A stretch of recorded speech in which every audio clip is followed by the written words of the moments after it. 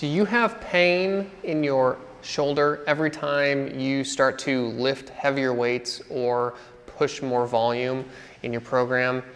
If so, this is the video for you. We're going to go into why that happens and how to reduce the frequency of it happening. I'm going to give you 3 reasons why that happens and how to address that. I'm Dr. Nate. Thank you for watching this video and being on my channel. I'm a physical therapist and a business owner. Thank you for being here if you're new as well. This channel is about mastering your movement, mastering your mindset, and helping you be successful and thriving in your career, relationships, and your overall life. So let's jump right into this video. Quick little side story. When I was in college and high school, I would always have this left shoulder pain kind of in the anterior or front portion of my shoulder, so on my left side here. And it would always get irritated when I started to push heavier weight and when I increased my volume of my bench press workouts. And this would happen over and over and over and over again, and this is before I was a physical therapist, and I had no idea what the heck was going on. It was frustrating. I had to always back off. I never got past 315 because of this, because I was always dealing with some sort of left shoulder injury, or pain, I should say. It wasn't really an injury. And it was super frustrating, and I've worked with plenty of other people who've had this issue too. And for a long time, I had these weird beliefs about what was causing it, but we'll get to that later on. I want to start first with the 2 things.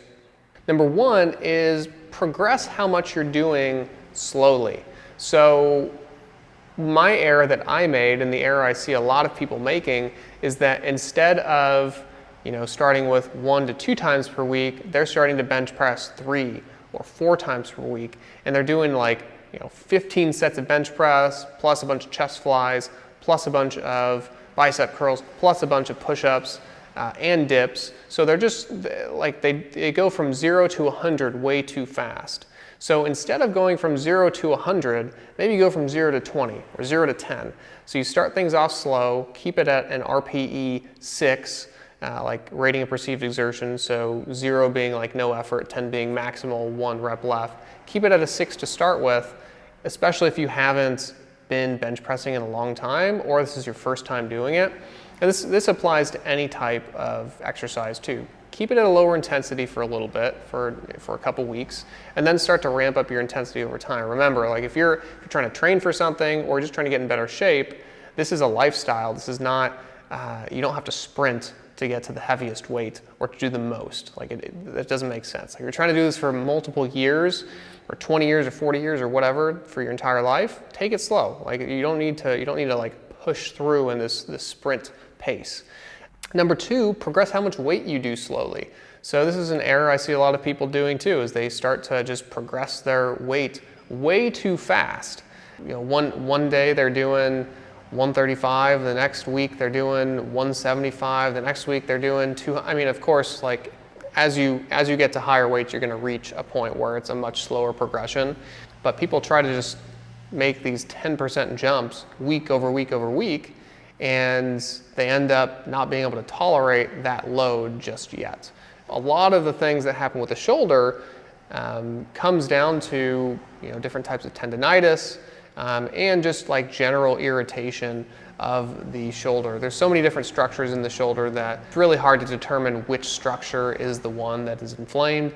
If your shoulder's hurting and you don't have a deformity that happened, or you didn't hear a severe pop and there's no weakness, then it's unlikely that you severely damaged the shoulder. But if there is pain that gets worse with more activity and heavier weight, we do want to probably back off a little bit and then progress it to a point where it feels okay. Which brings me to my 3rd point. If you have those under control, managing how much you're doing and how heavy of weight you're doing, but you're not managing your mindset, then you're missing out on something. So something I didn't realize was I actually thought that bench press was inherently bad for me. It was inherently a bad thing for me to do, that it was dangerous for the shoulder, that it was going to impinge the shoulder more, when in reality, that's just not true. Our body can adapt to many stresses, and almost any stress that we put on it, as long as we give it enough time to actually adapt and grow. So don't think that bench press is just bad for you, that you're going to cause impingement, because that's not how it works. We have so much data now to show that there are so many anatomical variations that people have, and that impingement is really just kind of a normal occurrence.